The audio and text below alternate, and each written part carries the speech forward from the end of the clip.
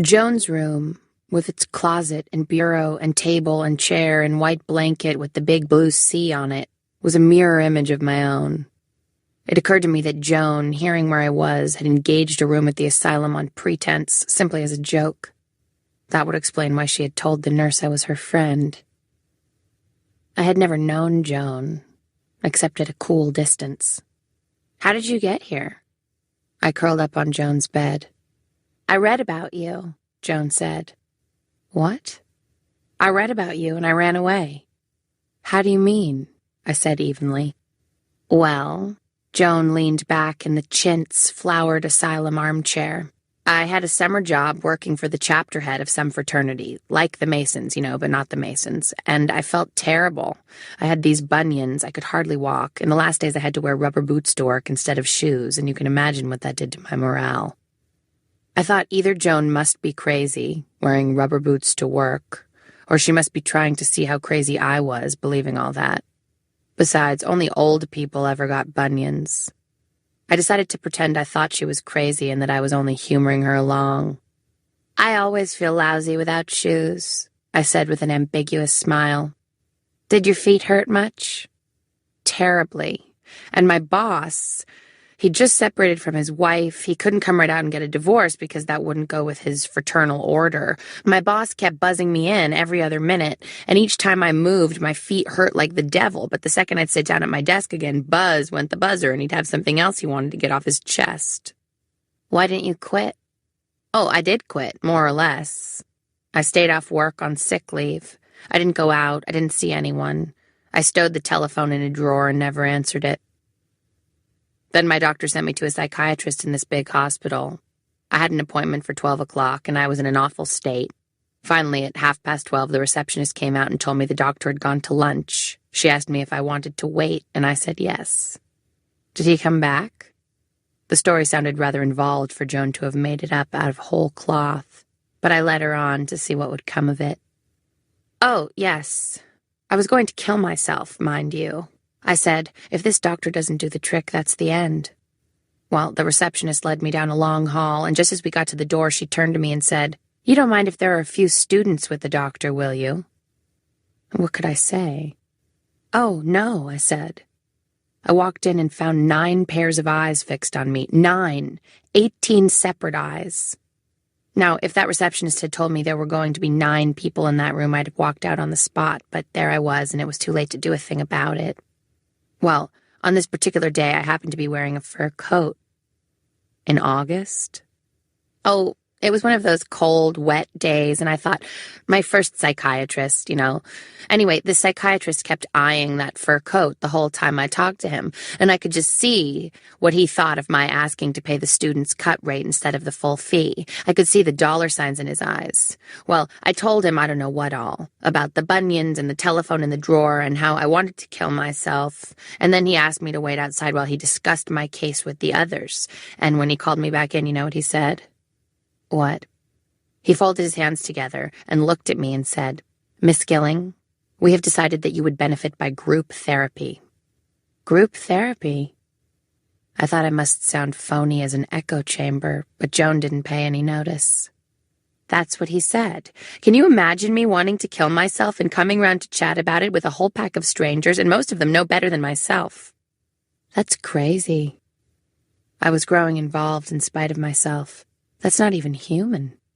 That's just what I said. I went straight home and wrote that doctor a letter. I wrote him one beautiful letter about how a man like that had no business setting himself up to help sick people. Did you get an answer? I don't know. That was the day I read about you. How do you mean? Oh, Joan said, about how the police thought you were dead and all. I've got a pile of clippings somewhere. She heaved herself up, and I had a strong, horsey whiff that made my nostrils prickle. Joan had been a champion horse jumper at the annual college gymkhana, and I wondered if she'd been sleeping in a stable. Joan rummaged in her open suitcase and came up with a fistful of clippings. "Here, have a look." The first clipping showed a big, blown-up picture of a girl with black shadowed eyes and black lips spread in a grin. I couldn't imagine where such a tardy picture had been taken until I noticed the Bloomingdale earrings and the Bloomingdale necklace glinting out of it with bright white highlights like imitation stars. Scholarship girl missing, mother worried. The article under the picture told how this girl had disappeared from her home on August 17th, wearing a green skirt and a white blouse, and had left a note saying that she was taking a long walk. When Miss Greenwood had not returned by midnight, it said, her mother called the town police. The next clipping showed a picture of my mother and brother and me grouped together in our backyard and smiling. I couldn't think who had taken that picture either, until I saw I was wearing dungarees and white sneakers and remembered that was what I wore in my spinach picking summer, and how Dodo Conway had dropped by and taken some family snaps of the three of us one hot afternoon. Mrs. Greenwood asked that this picture be printed in hopes that it will encourage her daughter to return home. Sleeping pills feared missing with girl. A dark midnight picture of about a dozen moon-faced people in a wood. I thought the people at the end of the row looked queer and unusually short until I realized they were not people but dogs. Bloodhounds used in search for missing girl. Police Sergeant Billy Hindley says, it doesn't look good. Girl found alive.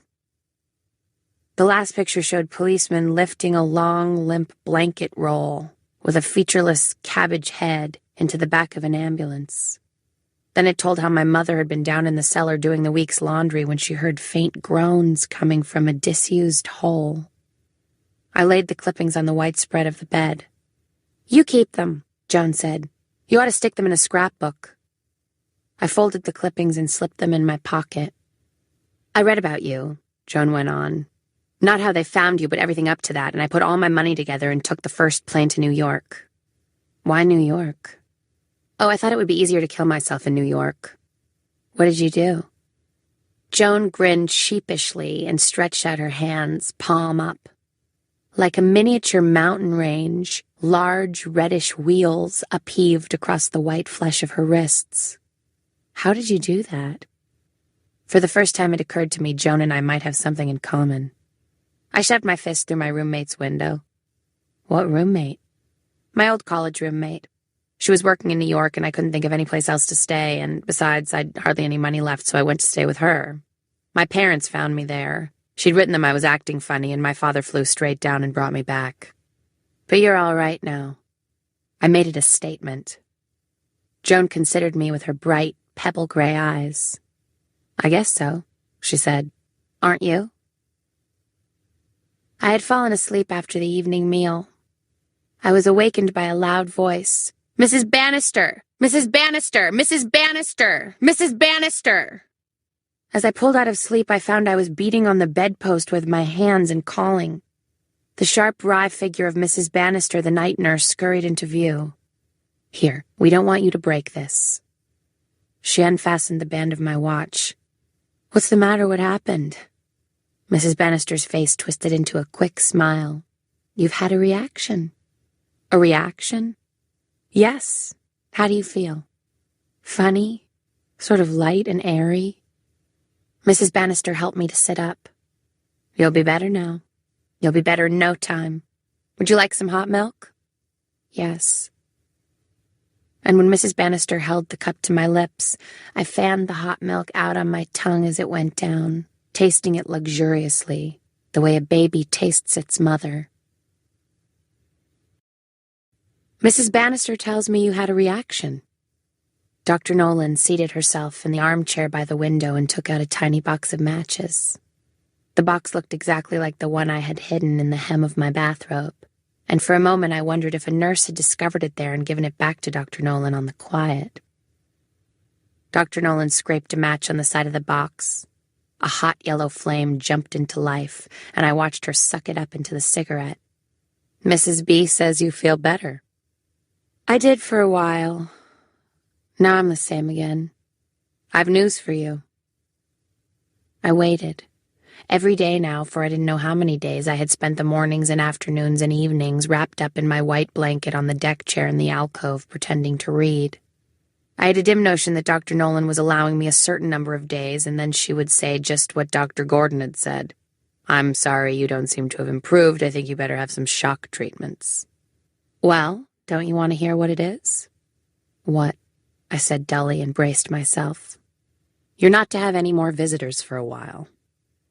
I stared at Dr. Nolan in surprise. "Why, that's wonderful. I thought you'd be pleased." She smiled. Then I looked, and Dr. Nolan looked, at the wastebasket beside my bureau. Out of the wastebasket poked the blood-red buds of a dozen long-stem roses. That afternoon my mother had come to visit me. My mother was only one in a long stream of visitors. My former employer, the lady Christian Scientist who walked on the lawn with me and talked about the mist going up from the earth in the Bible, and the mist being error, and my whole trouble being that I believed in the mist, and the minute I stopped believing in it, it would disappear and I would see I had always been well. And the English teacher I had in high school who came and tried to teach me how to play Scrabble because he thought it might revive my old interest in words. And Philomena Guinea herself, who wasn't at all satisfied with what the doctors were doing and kept telling them so. I hated these visits. I would be sitting in my alcove or in my room, and a smiling nurse would pop in and announce one or another of the visitors. Once they'd even brought the minister of the Unitarian Church, whom I'd never really liked at all.